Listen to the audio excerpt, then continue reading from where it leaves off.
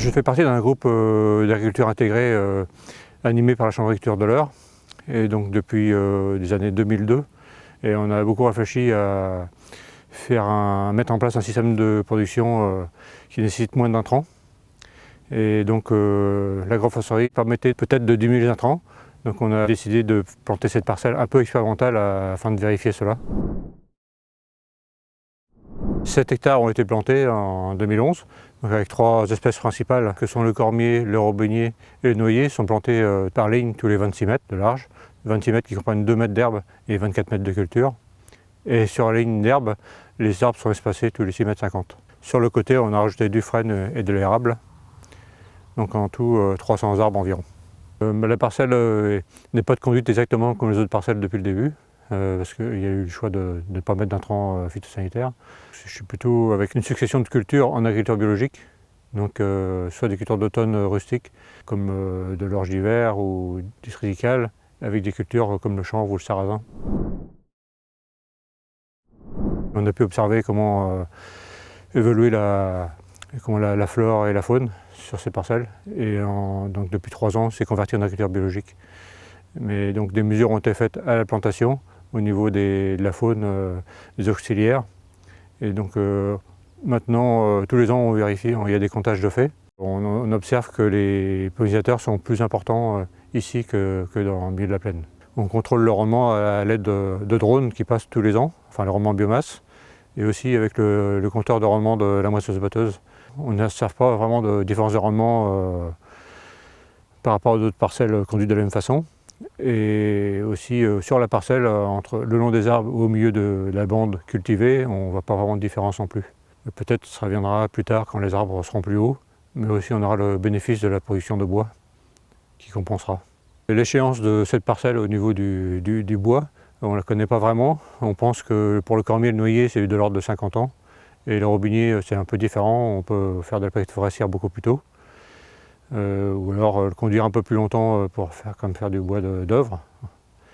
Mais au global, on pense qu'on va garder une bonne rentabilité au bout de 50 ans, mais ce ne sera plus moi l'agriculteur en place. Moi je fais ça en premier lieu pour ma parcelle, pas forcément pour le bois. Et puis c'est un pari sur lequel ma parcelle au bout de 50 ans va être aussi rentable qu'aujourd'hui, avec plus de biodiversité. Donc sur la carotte, c'est quelque chose qui est venu au bout de quelques années. On en parle de plus en plus de rétention du carbone.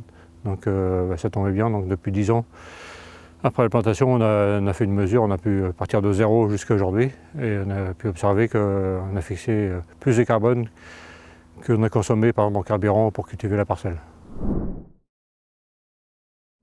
La Chambre d'agriculture nous a accompagnés dès le départ à planter ces arbres avec un voisin. Et aussi, elle continue de nous accompagner sur le temps long. C'est-à-dire que depuis 10 ans, tous les ans, le technicien M. Yann Pivin suit ces parcelles. Et on a créé aussi une association d'agroforestiers pour avoir un objectif commun de mise en œuvre d'expérimentation, de mesures et de formation. Ça s'appelle ADAN, Association pour la dynamique agroforestière en Normandie. D'abord pour échanger. Le besoin est venu là, quoi. Entre les premières parcelles plantées et les gens qui voulaient planter, ils avaient besoin d'échanger. Et nous-mêmes, peut-être se rassurer aussi pour voir si d'autres avaient les mêmes objectifs que nous. Et nous avons aussi Fabulous Farmer qui nous permet de mener ces actions grâce à leur financement. Les difficultés pour travailler la parcelle ne sont pas réelles puisque tous mes matériels ont une largeur 3, 4 mètres, 6 mètres. Qui font en multipliant, on arrive à facilement 24 mètres sans recroiser. Chaque année, nous réalisons 2 tailles, une l'été, fin juillet, début août, et une durant l'hiver, afin que les arbres montent assez haut, qu'ils ne gênent pas d'abord pour le matériel, et ensuite pour essayer de former un fût qui sera utile pour exploiter le bois d'œuvre. Et au sujet de l'abandon herbé qu'il y a au pied des arbres, par contre, on a choisi une espèce de fétuque élevée là, qui convient et on ne fait pas d'entretien. En dehors de la contrainte du fermage que j'avais au départ lors de la plantation, l'autre contrainte administrative, c'est la PAC. Donc effectivement, ça demande à compter le nombre d'arbres pour déclarer les éléments sur le dossier PAC. Et aussi Il y a toujours des changements sur le surface écologique, les sets et tout ça. Et donc on n'est pas toujours en phase avec ce que décide plus haut la PAC. Je conseillerais aux gens qui ont envie de venir planter, là, c'est vraiment de mener une grande réflexion avant, parce que c'est important. On va réfléchir, peut-être perdre du temps pendant 2 ans, si on peut dire, mais on va planter pour 50 ans. Donc le rapport est très faible. Dans la réflexion, il y a le choix des essences, la première réflexion, en fonction du sol et localement ce qu'il y a aussi comme espèce. Après, par rapport aux cultures qu'on souhaite, si on est uniquement en rotation de culture de printemps, ce sera très difficile. Il vaut mieux avoir une alternance de culture de printemps et culture d'hiver, parce que l'arbre ne pousse qu'au printemps, comme une culture de printemps, donc il y a concurrence plus facilement entre les arbres et les cultures à ce moment-là. Après, dans le choix des essences, il y a aussi l'aspect faune. Il y a des espèces qui accueillent plus de faune, d'auxiliaires que d'autres, donc c'est important de regarder ça aussi. En ce qui concerne l'abandon herbé, il faut aussi bien choisir, parce que quand la plante sera facile au départ, mais après on a envie de la garder longtemps, donc il faut être sûr de son coup.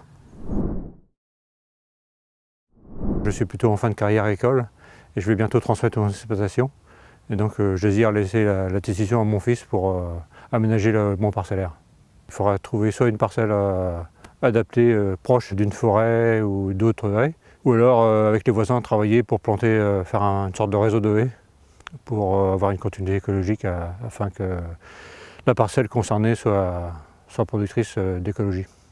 Depuis les années 2000, j'étais dans un système de culture à réduction d'intrants, donc bas niveau d'intrants. Et le fait d'avoir ce projet d'agroforesterie m'a permis de me projeter dans le temps, d'aller plus loin, d'accueillir la biodiversité, d'améliorer la séquestration de carbone sur mon exploitation. Et aussi, c'est quelque chose de visuel. Quand je passe devant ma parcelle, je suis satisfait, content. Et j'ai envie de la transmettre, mon exploitation, comme celle-là.